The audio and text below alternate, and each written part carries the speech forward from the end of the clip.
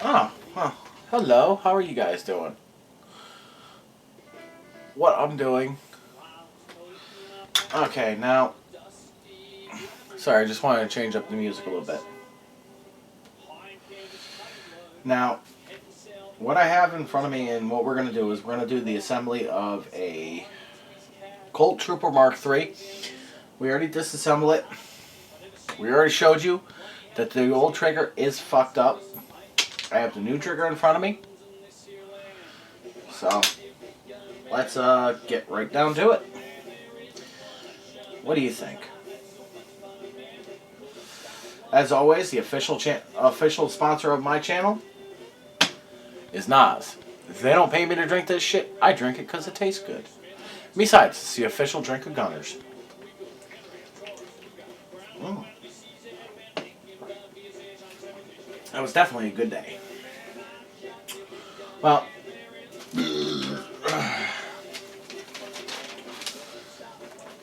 sorry, what I'm doing is I'm just crossing out a little bit of information.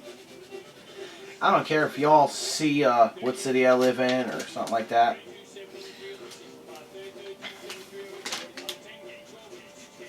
But, yeah.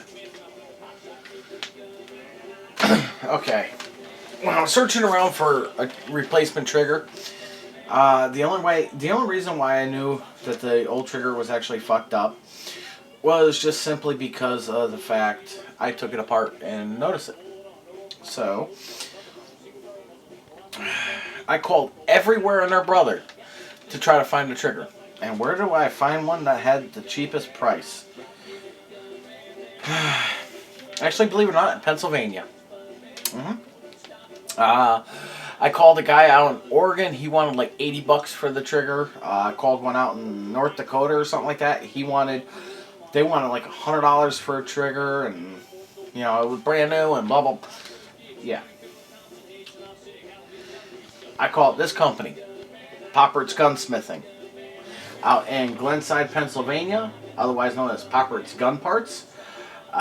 He charged me $40, and to be honest with you, the service was actually really good. The guy was actually really easy to talk to. He was very knowledgeable. When he asked me if I wanted either a target trigger, which is what I have, or a regular trigger, I asked if he had a target. He did. I asked him how much. He said $40. Plus, I think it was $4.75 for shipping. So we've already taken it apart. We've already pulled out the old trigger or the new trigger, and yeah. Now let's get right down to it. Let's get right down to the fun. What do you think? I think so. Now, first thing we're going to want to do is set in your lock or your cylinder lock. Push that right in. Okay. Next thing, you're going to want to take a pair of pliers.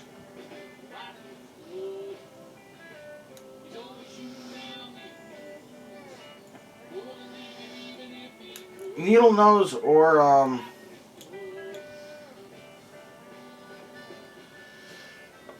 needle nose or normal pliers will work. I mean, you don't really need them, but at the same time you do. Just because you do need to compress it. And this one's obviously being a pain in my ass today. Especially considering it's Valentine's Day. And what am I doing? Yep. I'm home working on guns. Okay. Alright, obviously it wants to be a pain in my ass, so what you can do is actually just set it in right by hand. If you got long enough nails or you're actually that good. A lot of times whenever I try to set these in by hand, I don't get them in the hole. But, yep, just to make sure function. Yep, that works. Next step, your little trigger spring. Wolf actually does make a replacement trigger set or spring kit for this, but honestly, the stock one is still actually really good. Now, unfortunately, this is a three-handed operation, so what I'm going to do is, no, I'm not damaging the gun. What I'm doing is I'm just grabbing a set of needle nose, setting it in,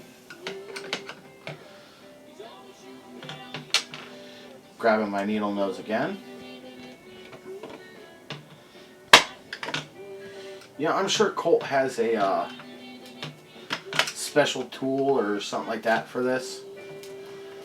Unfortunately, I don't work at Colt, so I can't do this. But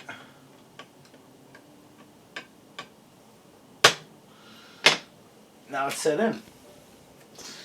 Let me just verify. Yep.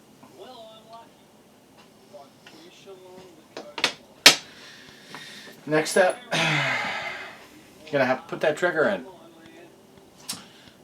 Simply accomplished by setting it in.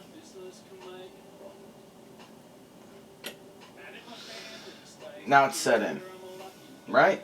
Or so we think. Well, unfortunately, we do need to set the springs on it, or the spring.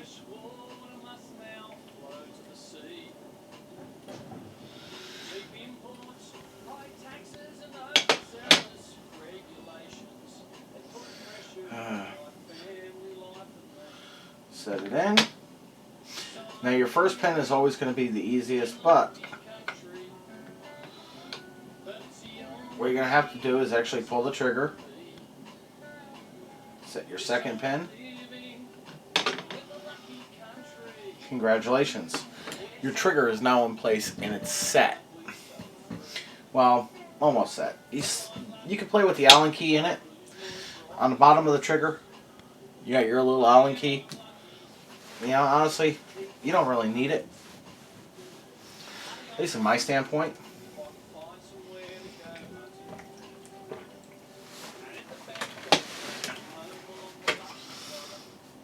Now, next step, let's get this set back up.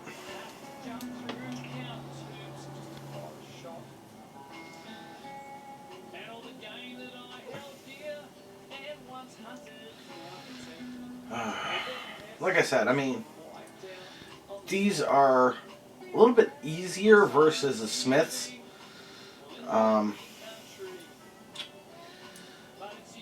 The Smiths can be a little bit more of a pain in the ass. I know I'm going to probably get cursed out for that one. I don't care.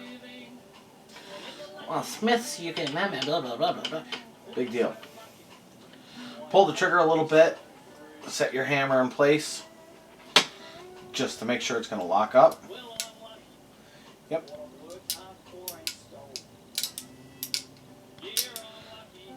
And it functions. What do you know? Now what I'm going to do is on the back of the trigger, I noticed one point that could use a little bit of grease, and that's right where the hammer rides along. So what I'm doing is I'm just working in the grease a little bit. Yep. Now that's good to go. Next step.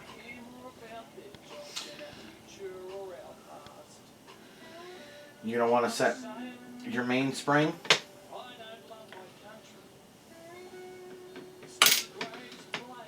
Huh. Normally this is the easiest part. Might just be because I've been up for several more hours today than normal.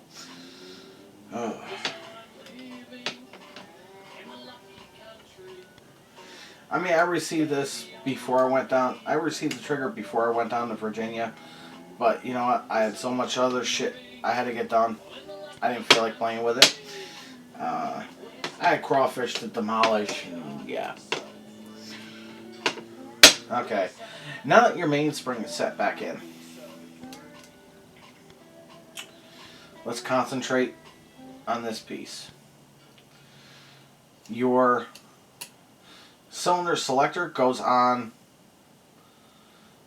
one side, or it goes on the top pin,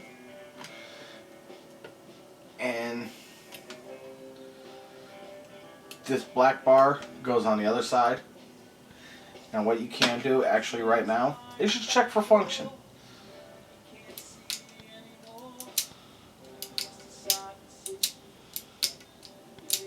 Yep. She's running like a top. Never is that bad. Never. Okay, now what I'm going to do is, before I button it up, I'm just going to apply a little bit of oil right on the top. Right where I know it's going to ride. Okay.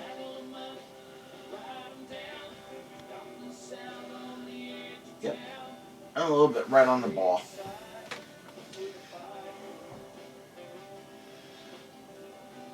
A little bit right on the mainspring, just so that this way I know it's going to ride nice.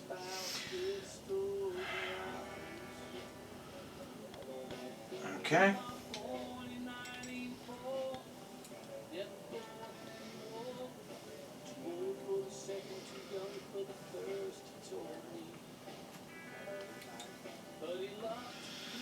Now, what you're going to actually have to do is, when you go to set this plate in, you're actually going to have to set the top in first.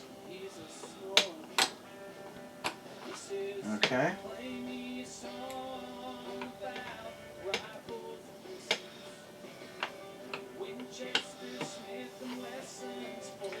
Now that you see that your catch is actually level with the frame, or even, push down, and that's good. Next thing, set your screw.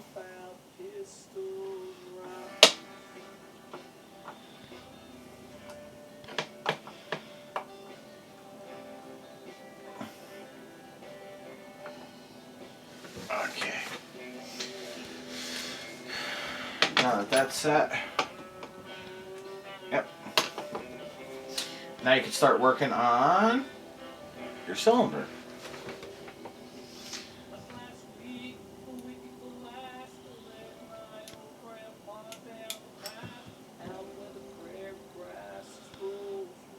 Yeah, like I said, these things are a little bit easier to work on versus Smiths, and I know I'll get cursed out for that.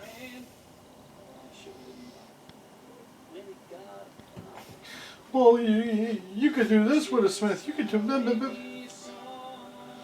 Okay, and Smith isn't paying me. Colt isn't paying me. I'm doing this just because I want to do it. So, you know, it's nothing personal. I own both. I like both. But, you know what? Your older Colts, you can't beat them. You honestly can't. Now, you're going to notice how the cylinder is right now. A little bit out.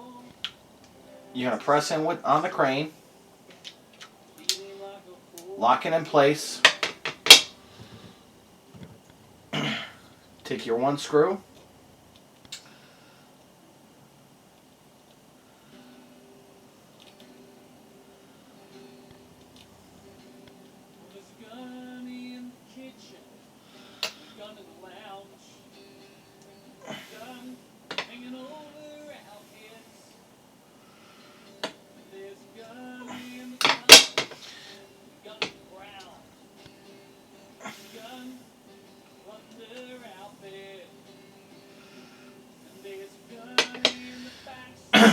Now, even when I went to talk to Colt, they said they could sell me a trigger, but they would have to be putting it in.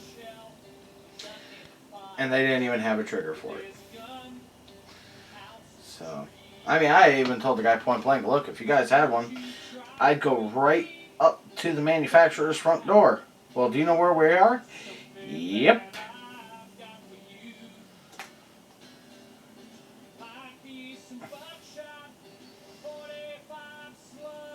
Okay, that's set in. Now remember when tightening these things, or tightening the screws, you don't want to go too tight, you don't want to go too loose. You just want to get them snug up until they stop. Don't apply a lot of pressure. You apply too much pressure and you could damage it. So, now what I'm going to do is I'm just going to check for full function. I'm going to pull it double action 6 times. Then I'm going to cock it 6 times. And what I'm doing is I'm just checking the lockup, making sure it's going to function. And the reason why I do it 6 is so that this way I can test every cylinder.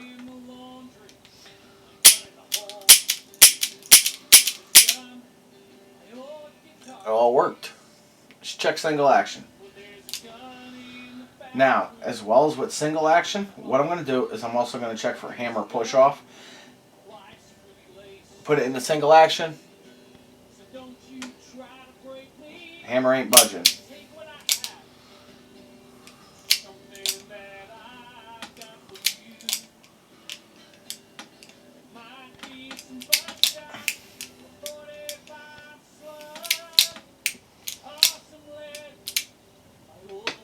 There we go. Now that that's on,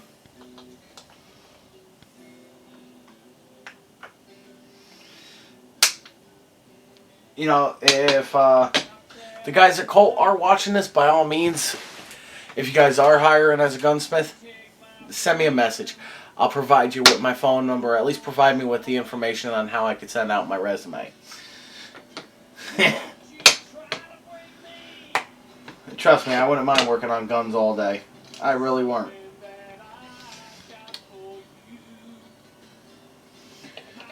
Trust me, if I could, I would.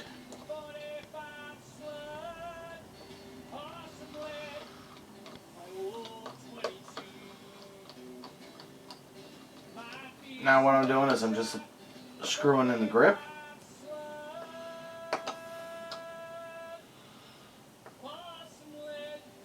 And again, you don't want to go too tight, especially with these older marks.